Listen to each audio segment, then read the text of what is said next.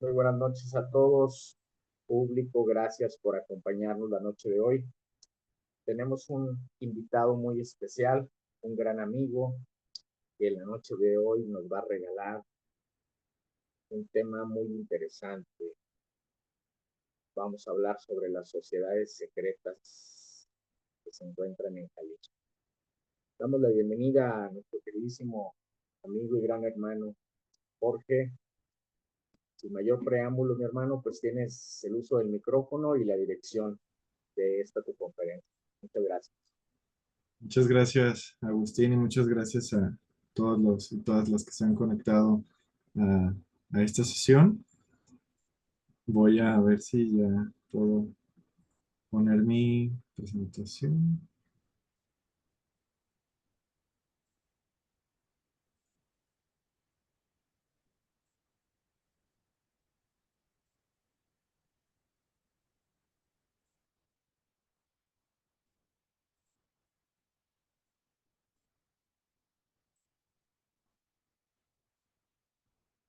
Ahí me dicen sí, ya se está viendo.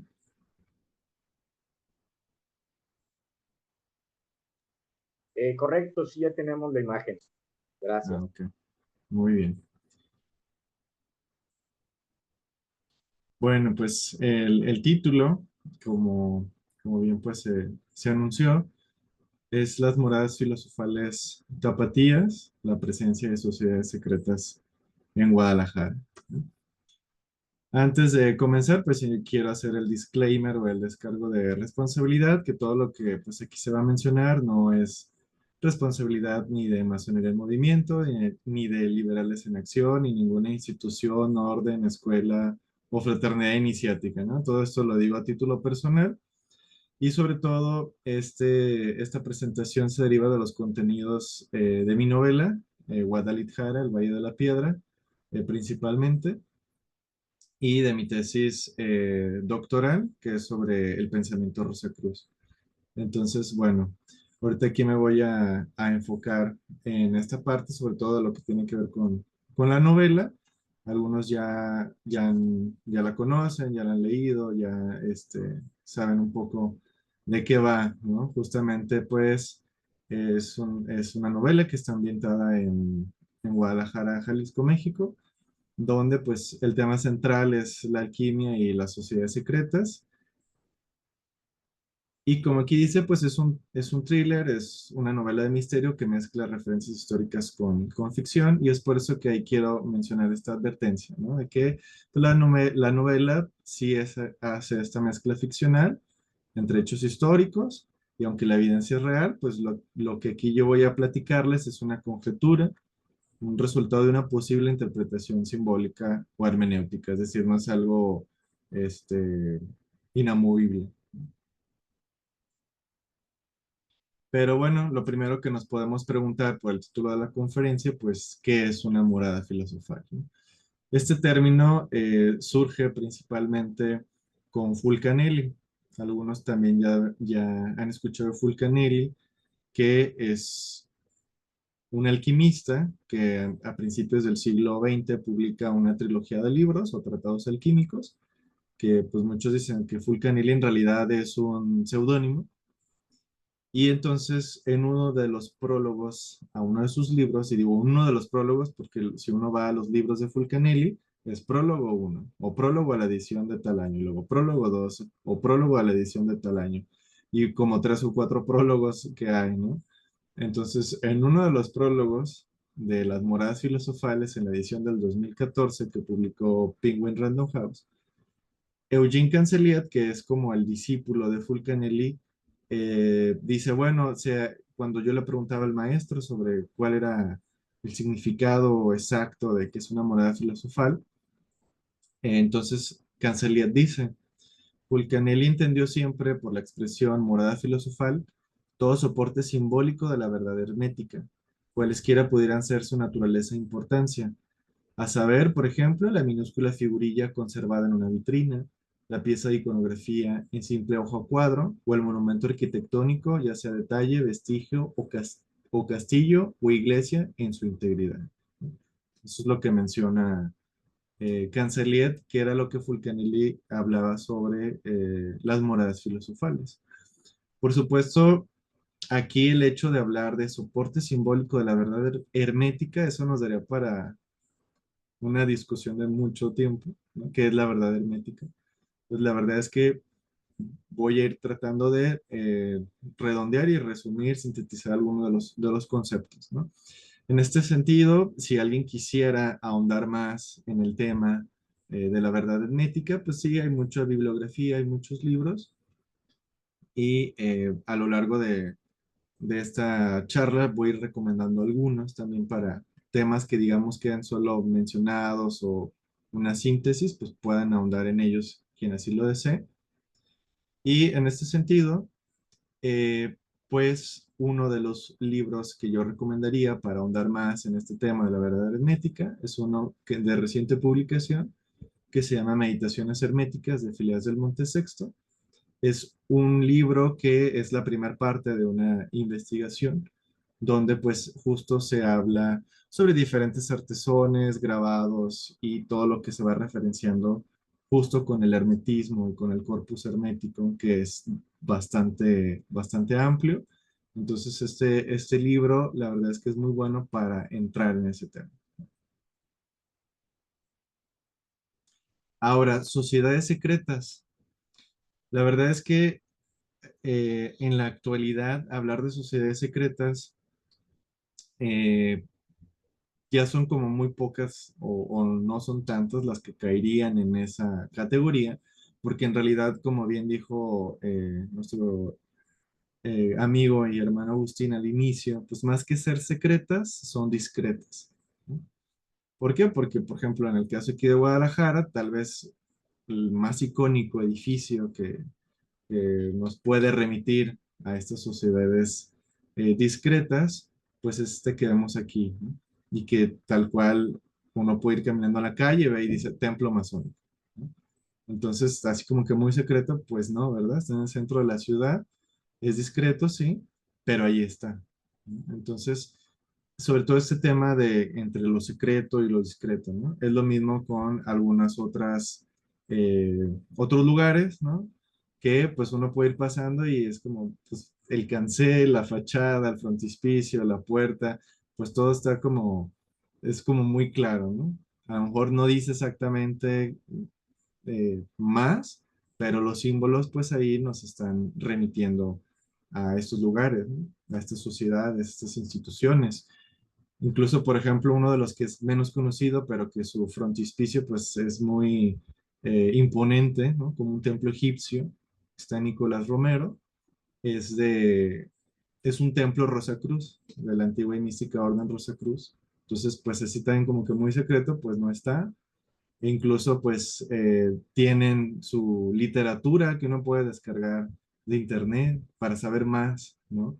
Especialmente el rosacrucismo desde que surge públicamente en, 1600 en el 1614 con la publicación de la Fama Fraternitatis, pues la misma fama, el mismo texto dice que el objetivo es dar a conocer a la sociedad, o sea, no es, no se presenta como bueno, sí, sí, es una sociedad, digamos, que está velada, que está oculta, pero uno de sus objetivos es salir a la luz, ¿no? Entonces, el rosacrucismo, desde que se hace público, siempre ha estado como en sus objetivos, ¿no? Claro que esta línea histórica que podemos ir desde la Fama Fraternitatis hasta nuestros días, hay demasiadas variantes que eso daría para muchas charlas más, pero lo que quiero oír es de que, pues, realmente ahora cómo podríamos definir una sociedad secreta, ¿no? Hay otras, ¿no? Por ejemplo, también aquí en Guadalajara, bueno, y también quería poner esta otra imagen de un templo de amor, que pues eso está en Brasil y pues todo nos indica, ¿no? Ahí está el nombre de la institución, de la organización, este es su logo, su característica en la cuestión, pues, egipcia, ¿no? Según esta escuela. Entonces, son emplazamientos que son públicos, ¿no? Están ahí. Entonces, realmente así como que muy secretos no son.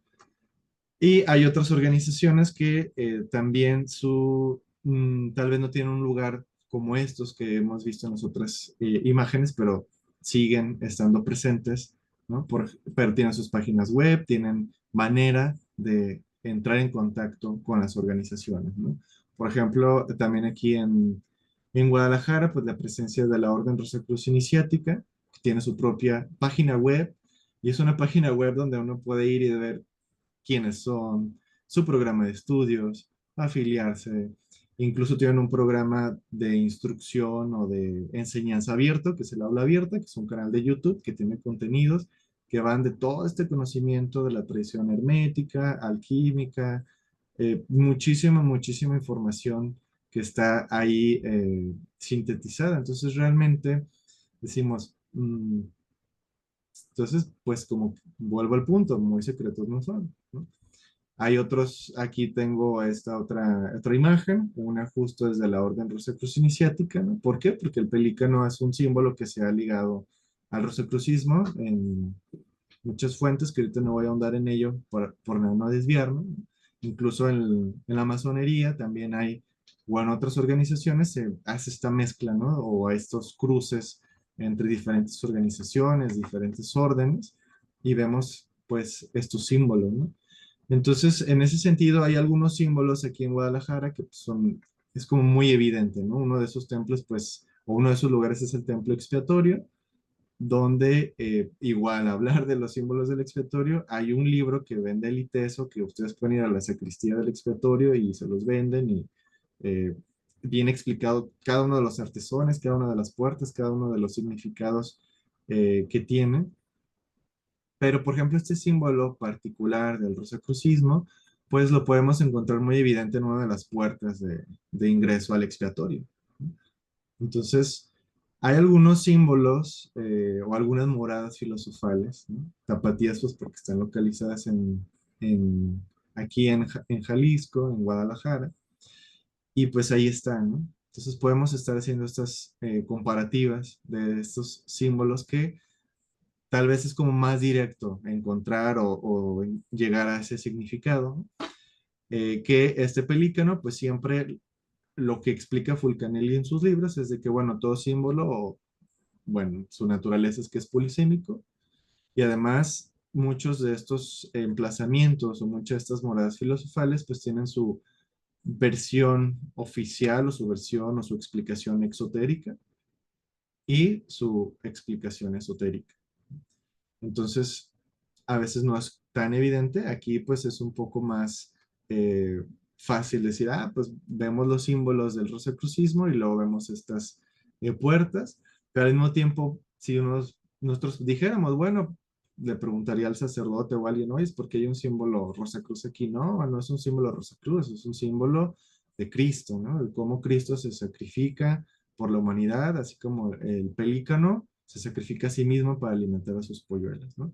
Y a veces ese símbolo se refuerza, ¿no? Por ejemplo, aquí, este es el templo de un pueblo, Capilla de Guadalupe, que está entre Tepatitlán y Arandas, y pues vemos cómo está este Cristo, que pues aquí otra vez vemos al pelícano, ¿no? Otra vez aquí podemos ver el símbolo, y además el crismón, que también es otro símbolo que se utilizaba en el antiguo Imperio Romano, cuando recién surge el cristianismo. Entonces son símbolos que se empiezan a reforzar entre ellos y pues nosotros podemos claramente ver, ¿no? Ah, mira, pues ahí está el pelícano, ¿no?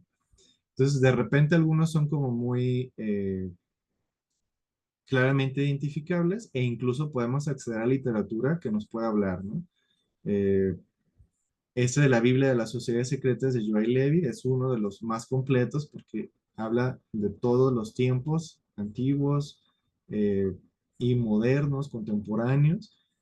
Sí hace pues un recuento muy breve, la verdad, no ahonda en muchas, pero habla de muchísimas organizaciones, entonces a quien le interesa el tema, es un libro casi como obligado, ¿no? Porque ahí podemos ver las diferentes agrupaciones, las derivaciones de esas sociedades, porque siempre hablamos como en una especie de unidad, ¿no? Es decir, ah, la masonería, o el rosacrucismo, o la teosofía. Y en realidad hay muchas variantes de estas instituciones, de estas organizaciones. Este otro libro, que es más reciente, también de David Suárez, Rosacruces, Historia y Personajes, ayuda sobre todo a contextualizar, bueno, como dice el título, ¿no? Personajes históricos, a veces que están en duda. Bueno, ese es un buen libro. Y el Magno Misterio de la Rosa Cruz, de Filas del Monte Sexto, también es un texto que nos da un panorama global del rosacrucismo, que si bien es un libro que está editado por la Orden Rosacruz Iniciática, habla del rosacrucismo en todas sus vertientes y menciona algunas otras organizaciones, no es exclusivo, ¿no? De, como digamos, echarse flores a sí mismo, sino que sí contiene esta objetividad y este rigor académico al momento de decir, vamos a poner al rosacrucismo en la palestra histórica. Hablando de todo esto, quiero llegar que a veces no es tan evidente esos significados y en el tema de Fulcanelli, pues el marco principal, lo que decíamos de la verdad hermética que veíamos en un inicio, y que se relaciona sobre todo con la alquimia, ¿no? Así como, por ejemplo, podemos decir, la masonería toma sus símbolos de los canteros, entonces es una masonería operativa que se convierte en especulativa, entonces se toman símbolos de la construcción para armar como sus preceptos filosóficos. Y en el caso del rosacrucismo, no siempre es muy claro, pero ha estado bueno, ha estado ligado siempre a la alquimia, ¿no? Muchos de los símbolos del rosacrucismo se ligan a la alquimia. Entonces, cuando Fulcanelli habla de las moradas filosofales, habla de estos edificios, templos, monumentos que contienen esta simbología.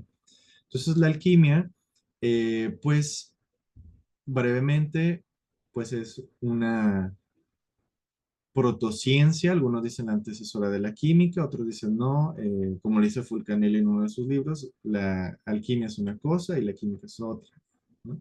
Porque la química va a los efectos y la alquimia va a las causas.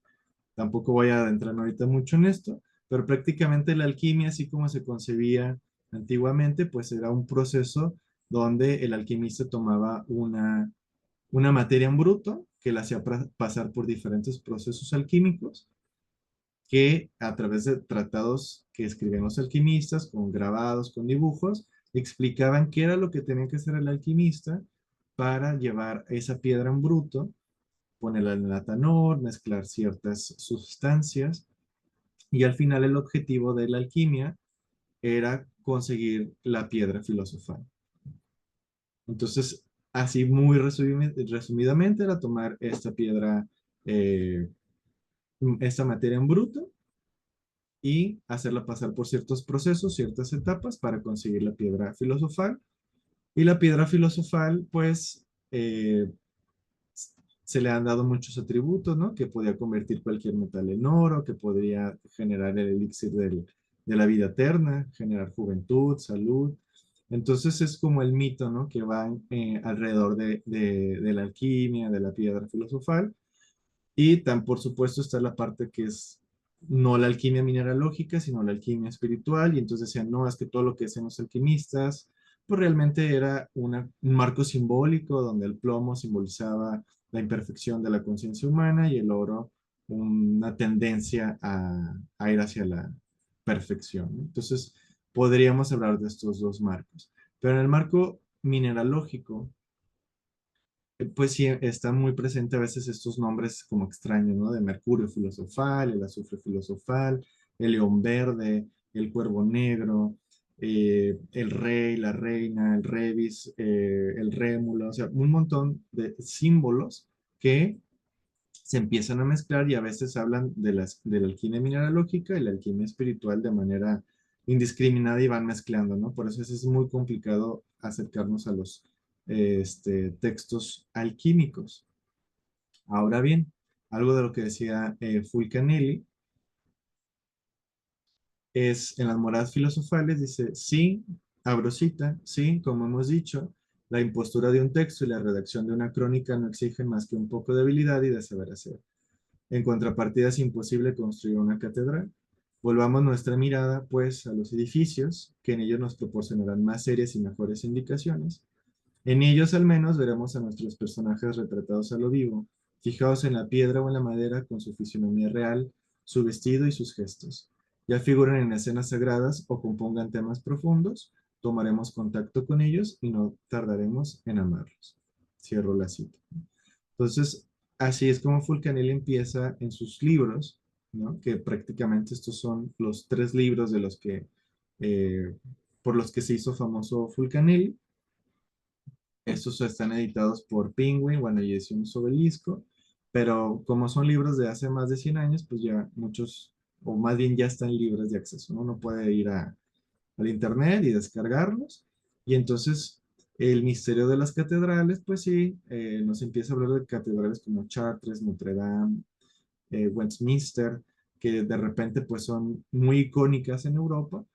Las moradas filosofales se va más a edificios como más de estilo civil, y nos empieza a explicar cómo en los artesones, en los frontispicios, en las fachadas, hay este símbolo, estos símbolos alquímicos que van explicando la gran obra. Hay muchísimas formas de abordar el tema de la alquimia, ¿no? Porque a veces en los tratados, una misma sustancia, un mismo proceso, cada alquimista le daba un nombre, entonces puede haber más de 100, 200 nombres diferentes para enunciar lo mismo. Eso es lo que a veces también complica más el proceso de acercarnos a la alquimia, y es un poco de lo que habla Fulcanelli también en sus libros, de dar como estos pistas o como estos preceptos de cómo podríamos acercarnos para poder entender de una mejor manera conceptos complejos que se mencionan en alquimia. Uno de ellos, pues, es la materia prima. La materia prima, que era lo que primero tenía que buscar el alquimista para poder iniciar su proceso de transmutación. Esa materia prima, su símbolo más recurrente es el del dragón. Sin embargo, ese símbolo, pues a veces también aparecía como una serpiente, como un monstruo, algo que pudiera remitir, por ejemplo, aquí a este dragón. Esta materia prima también se le conocía como el mercurio primitivo o el caos mineral, porque era una piedra que contenía en sí los cuatro elementos, pero revueltos, ¿no? No estaban en orden, no estaban en armonía, y el dragón simbolizaba eso, ¿no? Podía caminar en la tierra, podía nadar en el agua, podía volar en el aire y lanzar fuego, ¿no? Esos cuatro elementos mezclados en este símbolo, entonces por lo cual se utilizaba el dragón como la materia prima. Aquí traigo a colación la descripción de esta materia prima, es como esto que vemos aquí, ¿no? Esta piedra así negra con destellos metálicos, plata, o estos tintes así como muy, muy, muy pesado, muy denso. Y estas imágenes que les pongo aquí es de una saga de libros de Harry Potter. En Harry Potter existe un, polvo el polvo peruano de oscuridad instantánea, pero está simbolizado como la materia prima, porque muchos de o de la narrativa, de la estructura narrativa, los nombres de los personajes, cómo se va estructurando Harry Potter, de trasfondo trae el conocimiento hermético o la alquimia. Entonces, por ahí está Albus, ¿no? Albus Dumbledore, Albus Blanco, la Albedo, ¿no? Porque los tres principales procesos de la alquimia eran la Nigredo, la obra en negro, la Albedo, la obra en blanco, y la Rubedo, la obra en rojo. No hay un consenso de cuántos procesos o cuántas etapas llevaba la alquimia, ¿no? Porque otros agregan el amarillo, que sería el citrinitras, entre el blanco y el rojo. Otros hablan de 7 pasos, otros hablan de 12 procesos, pero a pesar de ello, pues coinciden en que lo primero es obtener esta materia prima. Entonces, muchas de las descripciones es como esta imagen, ¿no? Entonces, es curioso que en Harry Potter así lo pongan, ¿no? Eso también pues sería como otra, si queramos a ver todo el intertexto alquímico que hay en Harry Potter, nos llevaría como más tiempo, ¿no? Aquí solo lo dejo como un guiño. Pero hay muchas otras cuestiones que aparecen, ¿no? Por ejemplo, en el caso de Fulcanelli, en sus libros dice que esta piedra esa materia prima, a veces se denominaba como Latona, que era la hija de Saturno, ¿no? Y Saturno lo ponían como un anciano, barbado, y entonces había que, en algunos textos, pues menciona de cómo llegar con Saturno para obtener su hija, que es esta piedra, esta materia en bruto. Y Fulcanelli en sus libros menciona justo que esta cabeza barbada, pues símbolo de Saturno, pues mezclaba de manera implícita o explícita en algunas ocasiones esta materia prima.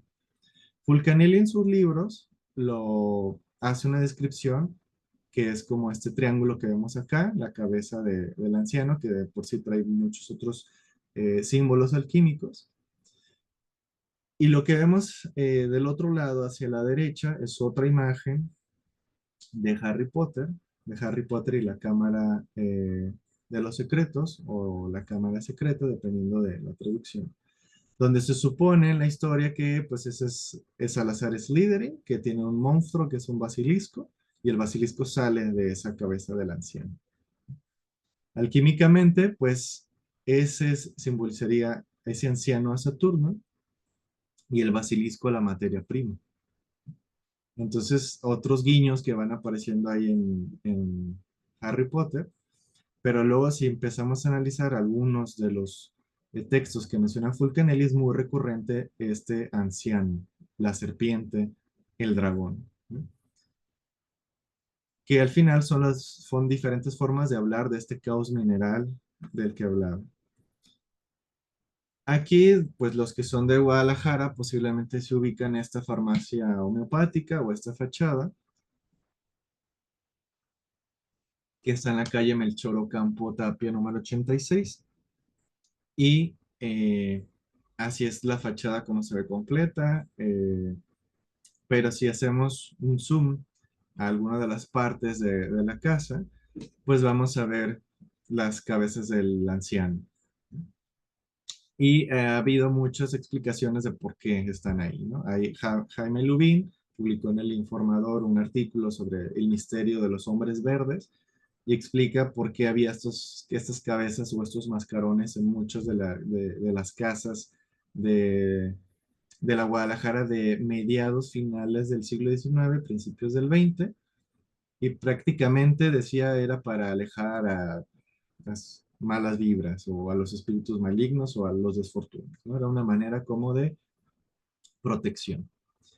Lo interesante de aquí, de esta cabeza de este anciano, si nosotros vamos revisando algunas otras edificaciones, sí aparece, pero en esta de Melchor Ocampo lo interesante es que además de tener la cabeza del anciano, también tenemos el símbolo del dragón.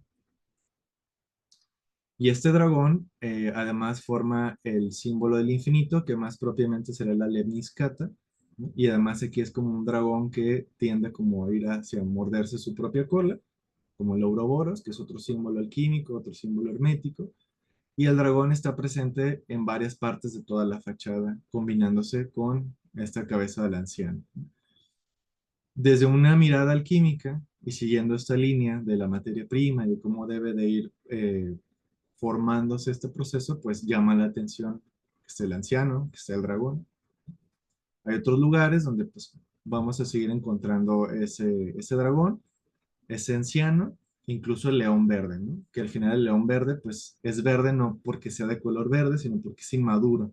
Es lo que simboliza la materia en bruto o ese caos mineral, es una piedra verde que hay que desarrollarla, hay que madurarla, dirían algunos textos alquímicos.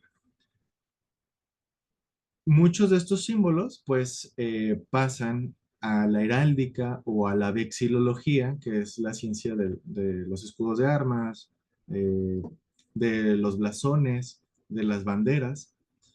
Y la novela, porque al final todo esto se deriva, como lo mencioné al principio, de la novela que escribí sobre las moradas filosofales, se habla de un lugar, tienen que ir a Chapala, y quiero que pues echemos un vistazo al escudo de armas de Chapala, ¿no?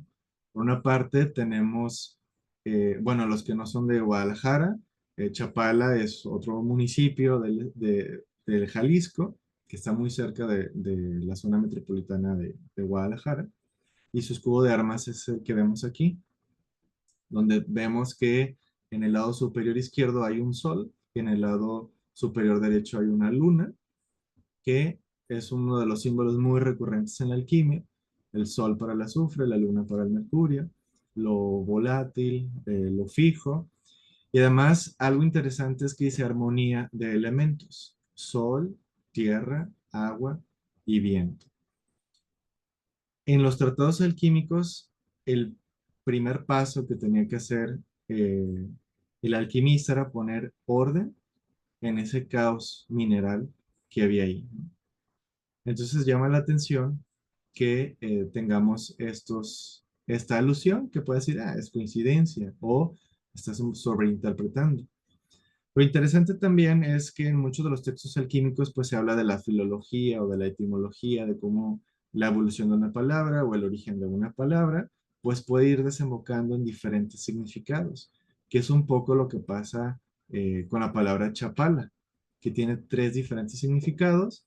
Entonces, como no se- o tres posibles explicaciones de qué es chapala, entonces, por una parte tenemos el chapulín, por otra parte tenemos estas ollitas y por otra parte tenemos el agua y es como, bueno, vamos a poner los tres símbolos o los tres significados en el blasón o en este escudo de armas, ¿no?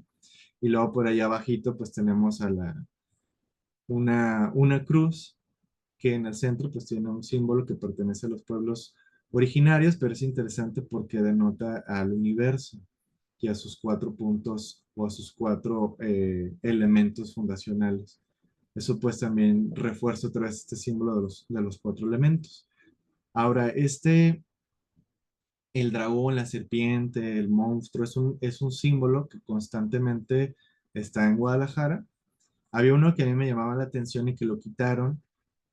Muchas veces, pues cuando hacen pasos a desnivel, hacen algunas mejoramientos viales o modificaciones viales, pues reubican, quitan algunas esculturas y las ponen en otro lado, ¿no? Pero hay algunas que no y ya no sabemos a dónde las movieron o qué pasó con ellas.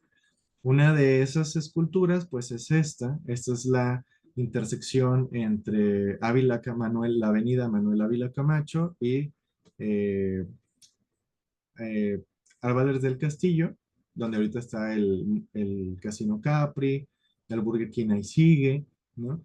Y vemos esta escuadra, ¿no? Esta escuadra, pues bastante notable. Eh, es diferente a, por ejemplo, en el símbolo masónico, donde pues es una escuadra distinta, pero aquí vemos esta escuadra. Y esta escuadra está enfrente de la fuente. Había una fuente con otras 9 escuadras pequeñas. Me parece que sí tengo ahorita aquí la foto. Las 9 escuadras pequeñas sí se conserva, pero esta escuadra no sabemos dónde se fue. La estatua de Francisco Primo de Verdad y Ramos sí se quedó ahí, pero esta escuadra no.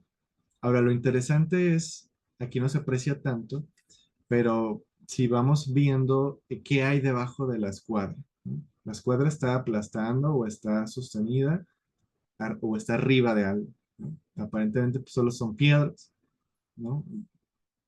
Pero si nos vamos acercando, empieza a tomar pues otra figura o otra forma que pues si lo vemos, hasta aquí ya se ven como los ojos, ¿no? Como si fuera una especie de dragón, una especie de monstruo, una especie de serpiente que está siendo aplastado por esa escuadra. Es decir, ese caos mineral que está siendo rectificado por la escuadra.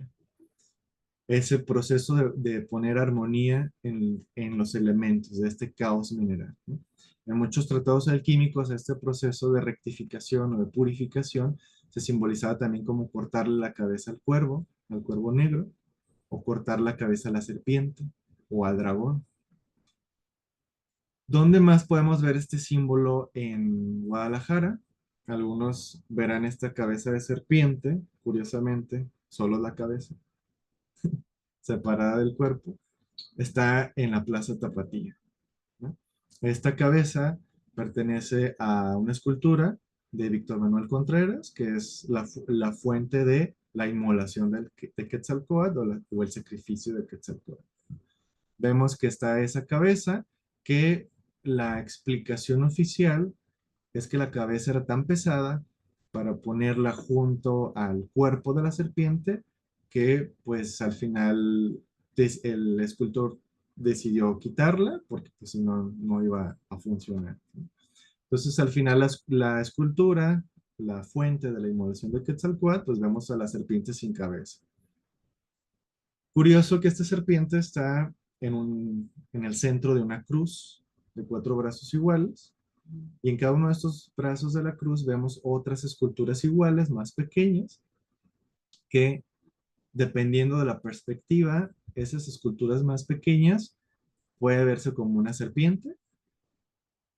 Si lo vemos ahí al fondo, pues se ve una serpiente cuando lo vemos de lado, pero si lo vemos de frente, pues vemos como un ser humano, ¿no? Aquí la cabeza y los brazos hacia arriba.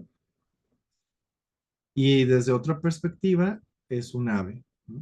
Aquí vemos otro acercamiento, aquí vemos a la serpiente, pero también se puede ver como el ave, pero también al ser humano si lo vemos de frente. O sea, dependiendo de cómo nos situemos, cada una de estas 4 esculturas pequeñas, pues se puede ver de distintas formas, se puede interpretar, que eso era el objetivo que quería el escultor. Lo curioso es que cuando surge o sea, se pone la escultura, no se da mayor explicación de, más allá del nombre, no dicen pues, qué significa, por qué la pusieron ahí, por qué en la Plaza Tapatía, por qué en otro lado. O sea, hasta después de los terremotos del 85, las explosiones del 92 de aquí de Guadalajara, se tuvo que hacer pues, arreglar, hacer un mantenimiento a la fuente. Y es hasta ahí en ese momento que dice, bueno, vamos a reinaugurar esta escultura. Y es cuando el escultor da una explicación de qué simboliza esta fuente. Aquí es más clara la cruz de los 4 brazos iguales, donde pues algunos pues se ha aventurado, ¿no? A decir que es una rosa cruz y que justo del centro pues surge esta serpiente sin cabeza, porque en el centro es ese punto de equilibrio de los 4 elementos y por eso surge esta cabeza, esta serpiente o este monstruo o este caos mineral ya rectificado, ¿no? Lo curioso es la explicación de la fuente, ¿no? Aquí esto es un pantallazo de una página de la novela donde pues uno de los personajes dice, mira, pues si tú te metes a internet y te vas al periódico público, en el número que se publicó el 29 de mayo del 2003, está la explicación que dio Víctor Manuel Contreras. Entonces, él dijo, la figura central es la flama que simboliza el fuego sagrado de la inmolación. A la base vemos la luna, que simboliza la noche, que es el tiempo naciendo un nuevo día. En la parte superior podemos ver al hombre elevándose, quien con su brazo derecho señala al infinito, convirtiéndose en un ave en vuelo que simboliza el sol, al nuevo día, al tiempo que todo lo transforma y nada lo consume. Las 4 alegorías alrededor de la obra mayor simbolizan la transformación del hombre en Dios. La serpiente, lo físico, el hombre, lo mental, y el ave, lo espiritual de la naturaleza humana. El ave o los símbolos de las aves también es importante porque en la alquimia se habla del lenguaje de los pájaros, ¿no? Porque siempre simbolizaban aves para hacer este proceso alquímico. Muchos tomaban a las aves para poder explicar, ¿no? El cuervo, la materia prima, el cisne para la purificación, el albedo. Y entonces, por eso, en algunas organizaciones, el ave, el pelícano, tienen relación con el rosacrucismo, con la alquimia. Y propiamente una de las organizaciones que retoma con mucho ímpetu esta parte simbólica es la Orden Rosacruz Iniciática, que sus 5 grados están simbolizados por aves. El cuervo, el cisne, el águila, el pelícano y el fénix. Entonces, ahí hay como algunas pues, cuestiones simbólicas interesantes, ¿no? Ahora, Quetzalcóatl, pues es esta serpiente emplumada, es decir, una serpiente que puede estar en la tierra, pero también puede estar en el cielo. Entonces, pertenece a los dos planos o a los dos mundos, si lo queremos ver así. Cuando, después de la Revolución Mexicana, o mejor dicho, después de la Guerra de los Cristeros, con Plutarco Elías Calles, el entonces presidente de la República, él hizo ciertos comités para que investigaran que no hubiera más revueltas, no hubiera más organizaciones que desestabilizaran el gobierno mexicano, sobre todo porque después de la revolución y después de la guerra cristera, pues había un montón de cuestiones que había que subsanar y ya no quería más problemas.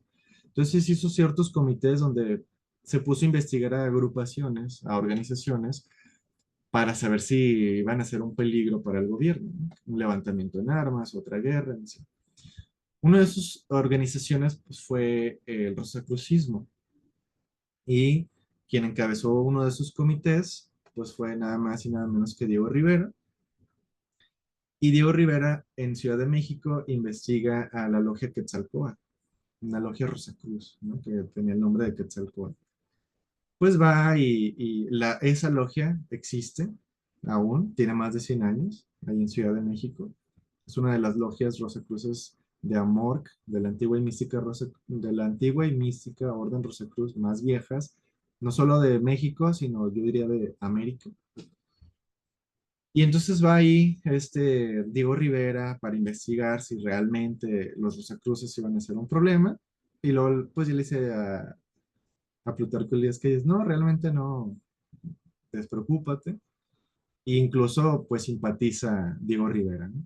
No hay un documento o algo que nos pueda decir si realmente Diego Rivera se afilió a los Rosacruces, pero sí esta pintura que él hizo, donde está Quetzalcóatl y los símbolos de la orden Rosacruz Amor, aquí en la parte superior, tanto izquierda como derecha, y el mismo triángulo, ¿no? Porque el triángulo, tanto en Amor y en muchas otras órdenes Rosacruces e incluso otras órdenes iniciáticas, el triángulo es muy importante y en alquimia más, ¿no? Porque siempre era la síntesis de mercurio, azufre y sal, ¿no? O dos naturalezas que iban a dar una tercera, que al final siempre era como el sol, la luna, para poder obtener la piedra filosofal. Siempre debe de haber una síntesis de dos elementos.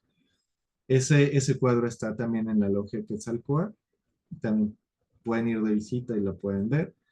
Si les interesa más de ese tema, hay un libro que se llama La masonería en la presidencia de México de Wenceslao Vargas Márquez, que ahonda muchísimo de realmente cuáles presidentes sí fueron masones o cuáles no, o si pertenecían a alguna otra organización o algún otro corte, ¿no? Como Madero y el espiritismo, entre otras cuestiones que ahorita no voy a ahondar más para no desviarme.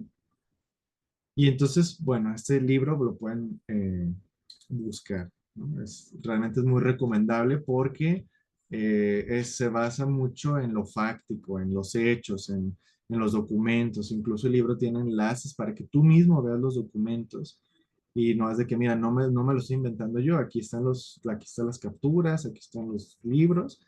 Y Wenceslao también tiene sus canales de difusión donde explica mucho, ¿no? Y empieza a romper muchos otros mitos, ¿no? De repente pasa de, por ejemplo, ¿no? De que, Miguel Hidalgo fue masón. No hay realmente algo que lo avale, ¿no?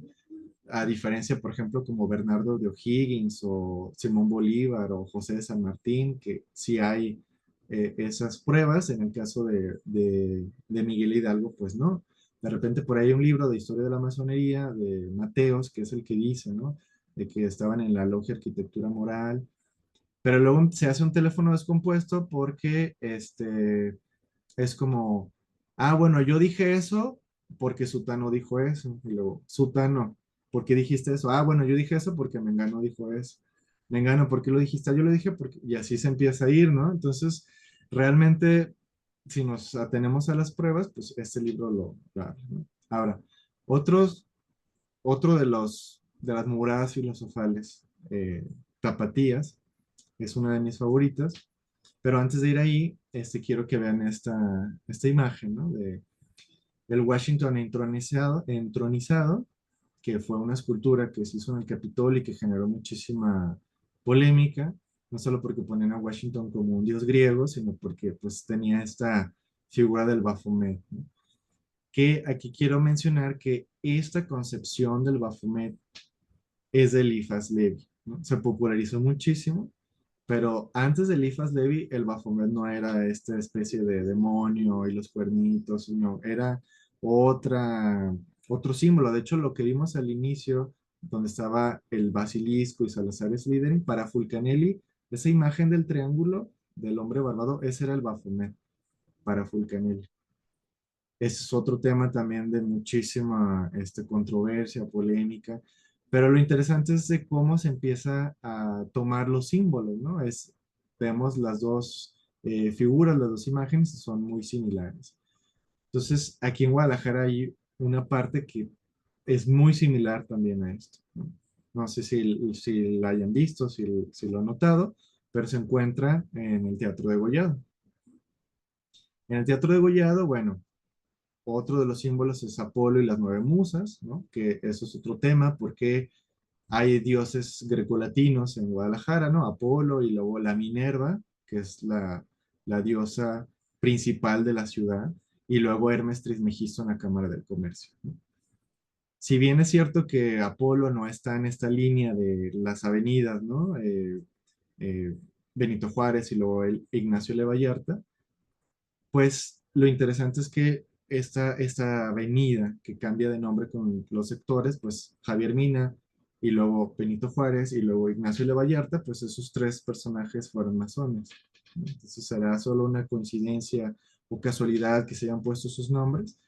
Muchas de las cuestiones es de que algunos gobernadores que sí fueron miembros de alguna de estas organizaciones secretas o discretas, pues hicieron, algunos dicen desafortunadamente, modificaciones al urbanismo de la ciudad, otros lo celebran y ese es otro tema de polémica, pero dentro del Teatro de Gollado propiamente encontramos una representación del cuarto canto del infierno de la Divina Comedia de Dante Alighieri, que es ese de por sí también hablar de ese fresco es otro tema que nos llevaría mucho tiempo.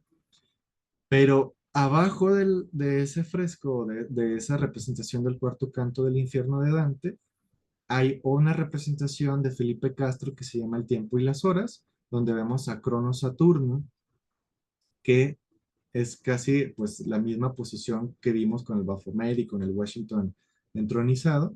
Esta es una foto de Marco Ayala. Y Saturno o Cronos, como habíamos visto, pues era en muchos de los textos alquímicos, pues el padre de este caos mineral. Y está en las mismas posiciones. Entonces, de repente, pues uno empieza a preguntarse por qué justo se representó de esa forma, ¿no? Si a alguien le interesa más sobre estos símbolos, solo de la bóveda del teatro, no el frontispicio, no el edificio, sino propiamente lo que está en la bóveda y en esta parte hay un libro muy bueno que se llama Un relámpago bermejo, El limbo de Dante en el Teatro de Gollado de Ernesto Lumbreras. Es un libro muy bueno, con fotos, con información documental, donde podemos ahondar más en cada uno de los símbolos que están ahí, las dioses griegos que están por fuera también en el vestíbulo. Es un libro realmente muy bueno que puede ayudar a ir más a ir pues entendiendo estas moradas filosofales tapatías, ¿no?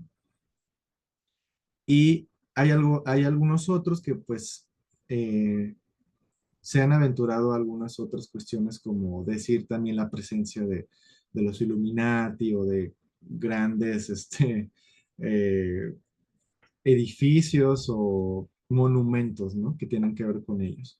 La Glorieta Colón, la Glorieta de Cristóbal Colón en la Avenida de las Américas, pues originalmente era una fuente circular y cuando se hicieron los pasos de desnivel en López Mateos, Américas, Circunvalación de Álvarez del Castillo, pues se reconfiguró, ¿no? Se reconfiguró la Glorieta Colón, que aunque le decimos Glorieta, pues ya tiene otra forma, que realmente dicen, ah, bueno, es que eso es un barco, ¿no? Es un barco porque pues es como vinieron de España hacia acá, ¿no? Está Cristóbal Colón arriba y lo que vemos allá pues es un triángulo que es la vela del barco, ¿no? Entonces, ahora la glorieta pues simboliza este barco.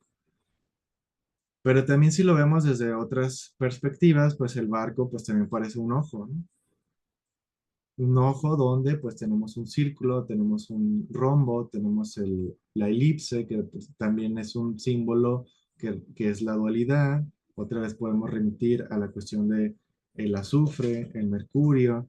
¿Por qué? Porque una elipse, un óvalo, si bien aquí no es completamente de forma regular, pues tiene dos focos para poder trazar esta figura. Entonces realmente podemos ir encontrando como estos monumentos, los edificios, y siempre va a haber como esta discrepancia, esta paradoja de, o la doble interpretación de, bueno, tiene un significado exotérico, pero también tiene uno esotérico, o ya está sobreinterpretando. Siempre podemos caer en ese tipo de situaciones, pero es interesante como empezar a identificarlas, ¿no? Incluso cerca de aquí, pues hay un obelisco que está en la Avenida Patria y Américas, porque en un gobierno del 2002, si mal no recuerdo, cada vez que se termina Guadalajara y empieza Zapopan, se pone un obelisco que dice la palabra Zapopan, ¿no? Es porque un obelisco, ¿no?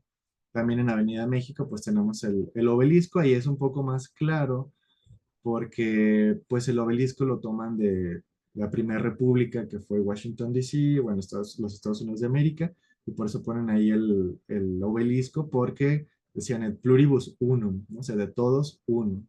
Y el obelisco era como, sí, somos una república, somos una federación, donde están todos los estados independientes, pero formamos una unidad. Entonces, el obelisco simbolizaba el republicanismo en todas las nacientes naciones en el siglo XIX.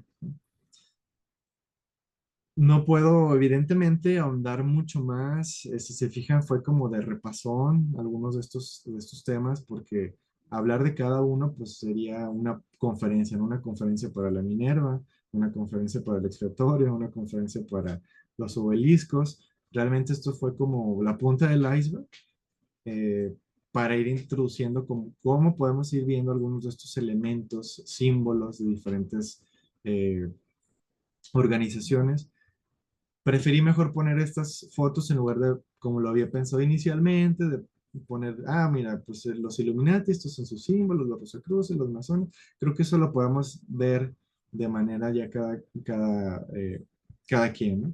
Y hay otras organizaciones que también, pues, tienen otras ideologías religiosas, como los tecos, como la Organización Nacional del Yunque, como algunos grupos de choque también, como el muro. Bueno, ahí ya entraremos a otra historia, ¿no? Que por ahí hay un libro que se llama, este, creo que es Fuerza y Poder en la Universidad de Guadalajara, donde habla de estos movimientos políticos que había anteriormente, que eran muy fuertes, pero también eso ya es otra historia, ¿no?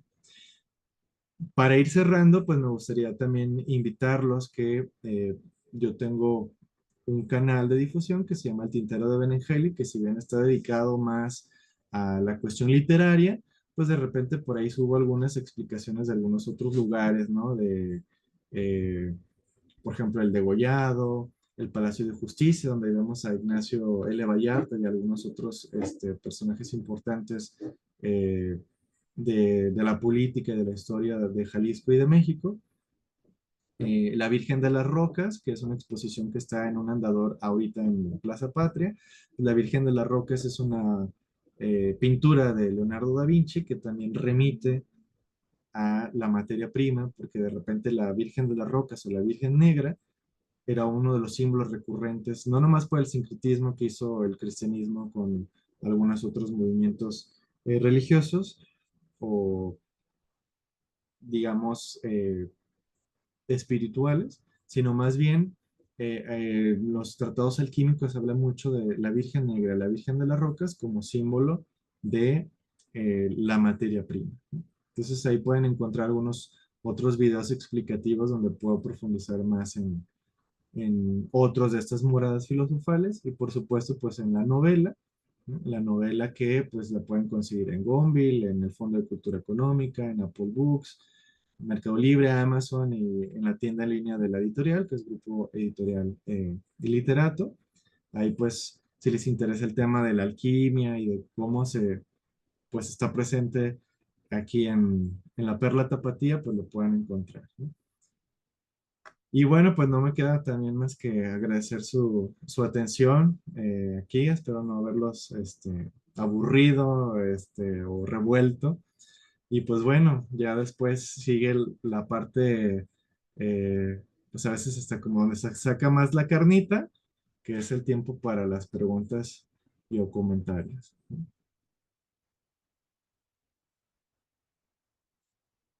Muy agradecido, queridísimo hermano Jorge. Excelente viaje el que nos regalaste. Nos dejas también muy claro el hecho dónde podemos conseguir el libro. Créanme, tengo la dicha de tenerlo, autografiado por mi querido amigo y gran hermano. Excelente libro. Hay que volverlo a leer para seguir encontrando esas migajitas que nos dejas por ahí en toda la historia. Querido hermano Efraín, ¿qué sigue, mi querido hermano? Adelante. Muchísimas gracias, hermano Agustín. Saludos a todos de una manera meritoria la oportunidad que nos dio el querido hermano Jorge Trujillo de darnos ese paseo, un acercamiento a este tema que evidentemente nos ha llamado la atención a muchos, evidentemente dentro de nuestra formación y cultura.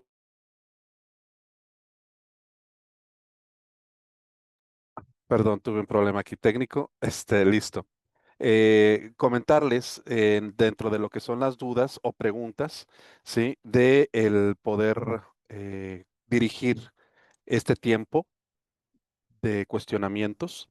Si fuera posible, entonces agradezco la oportunidad al maestro Agustín de coordinar esta parte. Quisiera comenzar con la primera, si me permiten todos. Eh, Hermano Jorge, el tema también da para lo que es, si de por sí los símbolos obviamente están ahí a la vista y mantienen ese secretismo, ¿qué con el sincretismo dentro de lo que son la cultura, la educación y la religión? ¿Has visto este fenómeno también, obviamente, patente? Creo que es también una parte importante dentro de la historia, ¿no? De Guadalajara, la utilización de los símbolos y de la interpretación de los mismos y de cómo tratar también de mantener de manera de sincretismo el conocimiento como tal, ¿no? A vista de todos y que solamente los que saben puedan interpretar adecuadamente las señales, los signos. Sí, la verdad es que sí está muy patente el sincretismo, ¿no? De entrada, pues en la cuestión religiosa sabemos que se recurría mucho a ello, ¿no? Para poder, pues llevar los procesos de evangelización o los procesos, pues de su tiempo, ¿no? Hay que verlo todo en el contexto temporal en el que se desarrollaron, pues era muy útil la cuestión sincrética, ¿no? Por eso de repente en algunos otros templos pues puede haber unos símbolos que remiten pues a las culturas de los pueblos originarios, iba a decir precolombinas, pero también sería como verlo desde un punto de vista eurocentrista, entonces mejor pueblos originarios. Sí, sí pasa, ¿no? Incluso a veces no tanto el sincretismo, sino a veces cuestiones como más pragmáticas, que no son como tan evidentes, ¿no? Por ejemplo, la glorieta de los niños héroes, es algo que no puse aquí, no lo mencioné, hoy la glorieta de las y los desaparecidos, pues están los niños héroes y hacia arriba está una representación de la patria, y esa representación de la patria, ese obelisco, lo curioso es que tiene una guirnalda de rosas, y hay muchas rosas, y de repente ahí hay como ciertos guiños al rosacrucismo, de los pies de esta escultura, hay un águila. Y si nosotros ponemos atención, entre la base, ¿no? Digamos, los pies de la representación de la patria y esta águila, como dos huecos, dos oquedades ahí. Y en realidad es porque ese obelisco es un mirador, ¿no? Entonces no toda la gente sabe que es un mirador. No hay que como buscarle tres pies al gato para decir, ah, es un mirador. Pues tú te vas atrás del monumento y hay una puerta y hay una escalera en caracol que te lleva hasta la parte de la escalera en caracol, también es muy simbólica, que te lleva al mirador. Entonces, cuando tú ves el mirador hacia la izquierda, uno voltea hacia la izquierda y pues lo primero que ves son los arcos de Vallarta y por supuesto la glorieta Minerva. Y cuando tú ves a la derecha, lo más evidente es el templo expiatorio.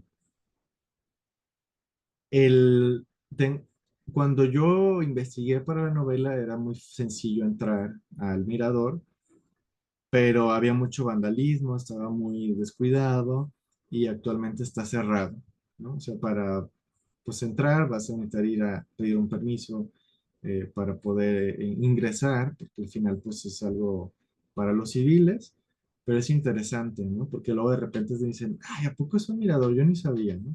Entonces pasa mucho eso de, ay, ¿a poco eso estaba ahí y nunca lo había visto, ¿no? Entonces, sí, de repente suceden mucho de estas cuestiones sincréticas, sobre todo en el archivo histórico de la Universidad de Guadalajara, en Casas 1, bueno, ya de por sí, ¿no? Casas 1, ahí es todavía como más evidente el simbolismo masónico, sobre todo el rito escocés antiguo y aceptado, porque pues José Guadalupe Zuno fue un gran maestro de la Gran Logia Occidental Mexicana. Y Zuno, con un grupo de masones y otras personalidades, son los que refundan la Universidad de Guadalajara. Entonces, de repente, pues, se empieza luego a mezclar, ¿no? Algunos dicen, ah, es que Zuno es como un santo laico, y bueno, de ahí son otras cuestiones, pero pasa mucho eso, ¿no? Entonces uno va a casa Zuno y ves las puertas y ves los grabados, los labrados, y entonces es interesante, ¿no? Porque en el patio, donde antes se hacían muchos cafés filosóficos por parte del Departamento de Filosofía de la Universidad de Guadalajara, y había recorridos, ¿no? Donde te explicaban los símbolos de la casa, pero para ir tú del patio a la azotea, hay una escalera de 33 escalones. Entonces eso está también interesante, ¿no? Ir a Casas Uno. Antes había recorridos, no estoy seguro si aún lo siguen haciendo, pero había recorridos como de una hora, hora y media y te explicaban los símbolos de la casa. Fabuloso, fabuloso, querido hermano Jorge. Me gustaría abrir entonces, dejar el espacio para que los queridos hermanos aquí presentes, que agradecemos mucho que nos sigan acompañando, sumamente interesados, seguramente. ¿A quién le gustaría hacer alguna pregunta con respecto a la excelente exposición del querido hermano Jorge Trujillo? A mí me gustaría participar. Por supuesto, hermano. Cuente, por favor. Buenas noches a todos. Buenas noches, Jorge. Buenas noches. Soy Joaquín y te quiero preguntar, ¿hay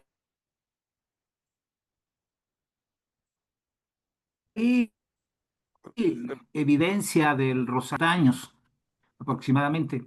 Eh, un grupo de Rosacruces, hombres y mujeres, pues iniciaron con el rosacrucismo y bueno, hubo muchas cosas, pero los inicios es Perdón, Joaquín, como de te escuché como aproximadamente cortado. 70. Hermano Joaquín, sí, parece ser que se está entrecortando. No sé si está teniendo algún tipo de movimiento con la cámara o en el entendido también de su ubicación, pero se está entrecortando su Ah, participación. ok, repito, le decía a Jorge que hay indicios o historia, pues, comprobable del rosacrucismo en Guadalajara de aproximadamente 70 años atrás. ¿Sí me están escuchando? Sí, sí, ahí Ok. ya te escuchamos bien. Sin embargo, hay simbología en la arquitectura y en algunos edificios de Guadalajara, pues, que datan de muchísimo tiempo anterior. Hablabas ahorita de sociedades secretas y sociedades discretas. Esto de la simbología Rosacruz en algunos edificios, en alguna arquitectura de Guadalajara, significa que el rosacrucismo no era discreto, sino era secreto en su tiempo. Muy buena pregunta.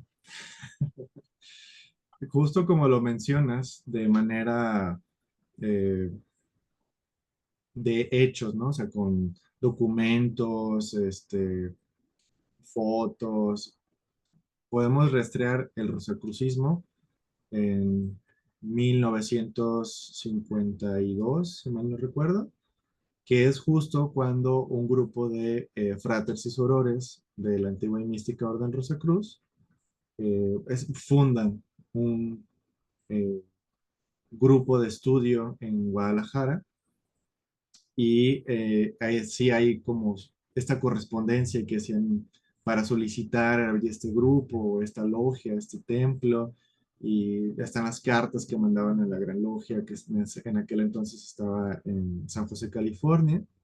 Eso sí hay evidencia, ¿no? Podemos decir, se inician este año y hasta la actualidad sigue, ¿no? Que es una de las imágenes que mostré al inicio, donde se ve este frontispicio egipcio, ¿no? Nicolás Romero, 1366, ahí está todavía, ¿no? Ese legado de hace 70 años. Pero justamente al ver algunos símbolos, eh, podemos ver que pues sí había una presencia de simbología de Rosacruz anterior a ese periodo, pero que no está como muy claro realmente cuál es la adhesión, ¿no? O hacia qué organización o hacia qué institución. Por eso es que de repente ya había o hay algunas leyendas urbanas, que es lo que yo sé para la ficción de la novela, donde decían, bueno, es que hay una sociedad o una agrupación que es como la sociedad secreta de las sociedades secretas, donde solamente los que estaban en grados más altos de masonería, rosacrucismo, teosofía y X otras organizaciones podían acceder a esa organización. Entonces, bueno, eso es una leyenda, pero si nosotros vamos analizando algunos, como lo dices, algunos símbolos, pues sí hay, o sea, sí hay cuestiones como Rosacruces, ¿no? Así como veíamos el cuadro de Diego Rivera, el triángulo, la cruz al centro de la rosa al centro de la cruz, pero luego el tema también es de que dices, bueno, ¿y qué tal que si no había un rosacrucismo secreto, sino que pues era este sincretismo del que nos mencionaba Efraín, ¿no? Bueno, pues es que es como el día de Ramos en la Iglesia Católica, pues muchas veces se hace esta cruz con una rosa o con una flor al centro y no es propiamente Rosa Cruz.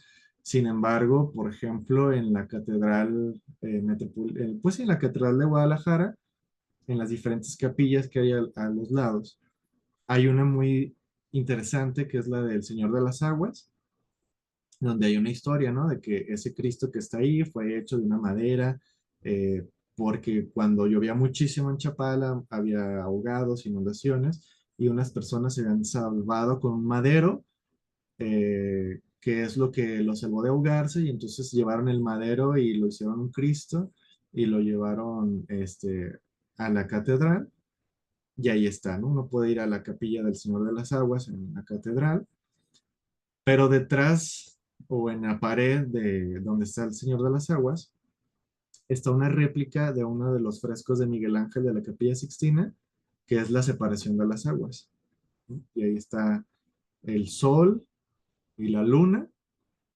en la parte de la pared, y bueno, pues de repente uno empieza a ver algunos otros símbolos que remiten otra vez a estos procesos alquímicos del azufre, del mercurio, de la unión de los opuestos, de la coincidente opositorum, pero al mismo tiempo uno puede decir, no, es que tú estás sobreinterpretando porque pues eso es como el fresco de Miguel Ángel, ¿no?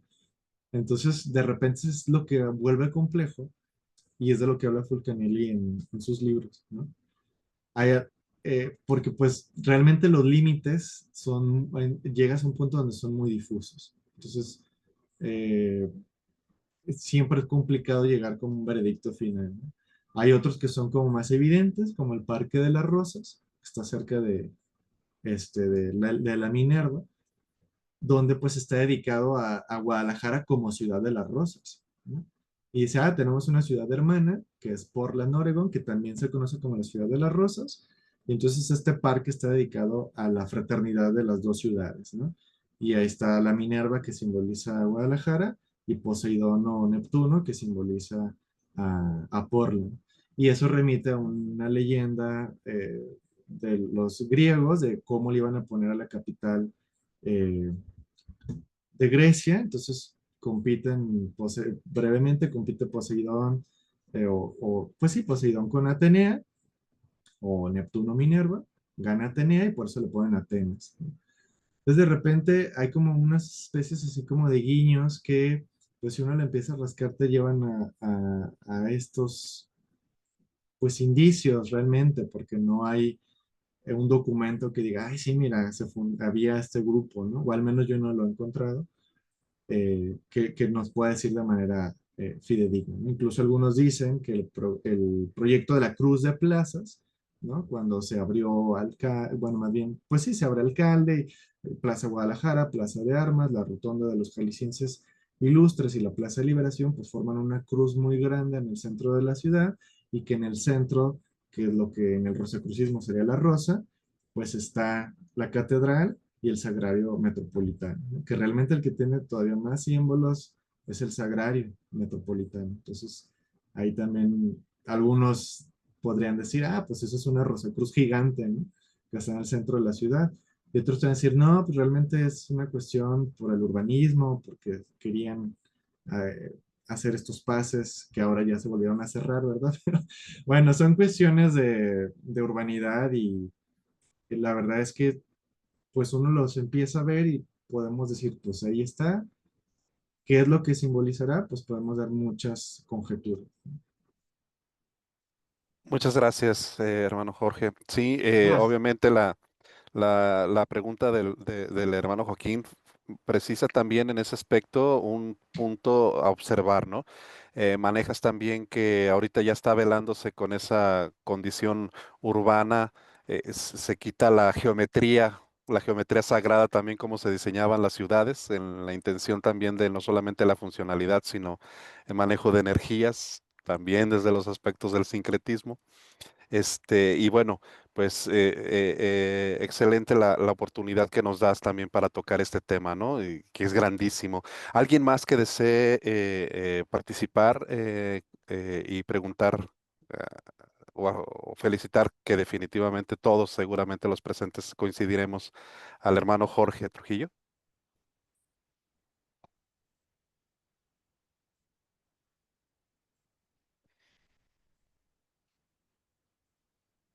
Perfecto. Querido hermano Agustín, ¿cómo ves la oportunidad que nos brindó? Yo creo que seguimos comprometiendo al hermano Jorge a ampliar el mar de conocimiento que acaba ahorita de vertirnos, ¿no? Y que obviamente como consecuencia tiene en ese su expertise, ahora ya la oportunidad por parte de Masonería, el movimiento, de poderlo no dejar, no soltarlo. ¿Cómo ves, hermano Agustín? No, pues primeramente agradecer a mi querido hermano Jorge, un gran amigo, un gran estudioso. Tengo entendido que parte de este libro también despegó para su tesis. Pues no me queda más que felicitarte, querido hermano, y agradecer a todos por su participación, por haber estado permitiéndonos la oportunidad de coincidir. Como bien comenta nuestro querido hermano Efraín, definitivamente, Jorge, te comprometemos públicamente para que nos sigas ilustrando con más detalles sobre toda esa historia que tenemos oculta, pero que está a la vista. Definitivamente es la mejor manera de poder mostrarla. Te agradezco muchísimo, querido hermano Jorge. Algunas palabras que tengas para concluir esta bella conferencia, querido hermano. Pues primero, pues agradecer a todos los que se quedaron hasta el final en una noche de viernes, ya para ir a cenar o para ir a relajarse, y sobre todo su atención, su tiempo, la invitación. Muchas gracias. También yo encantado de regresar. de repente las agendas se complican, pero sí, como bien mencionaste, pues todo esto de la novela pues desembocó después ya en una investigación de tesis doctoral, algo ya todavía más, pues con mayor rigor académico y metodológico, que pues es lo que estoy haciendo ahorita sobre cómo es que el rosacrucismo, como un pensamiento, pues realmente fue un movimiento heterodoxo en la historia de la filosofía que no se ha considerado. Entonces, ¿qué tiene que decir el rosacrucismo de los manifiestos principalmente, ¿no? Entonces, bueno, ya después, conforme vaya avanzando, ya después de los coscorrones que me ponga mi director de tesis, pues ya veremos en qué acaba esa investigación y con gusto aquí vengo a platicar con ustedes. Perfecto, querido hermano. Pues no me queda más que agradecerte Muchas y gracias. agradecer a todos mis queridos hermanos. En la primera oportunidad vamos a compartir el enlace para quienes deseen apreciar de nuevo esta bella conferencia. Vamos a estarlo compartiendo por el grupo de Masonería en Movimiento, el enlace. Y pues no me queda otra más que desearles muy buenas noches a todos. Gracias. Muy buenas noches. Muy buenas noches. Buenas Gracias. noches. Gracias, Jorge. Buenas noches a todos. Buenas noches.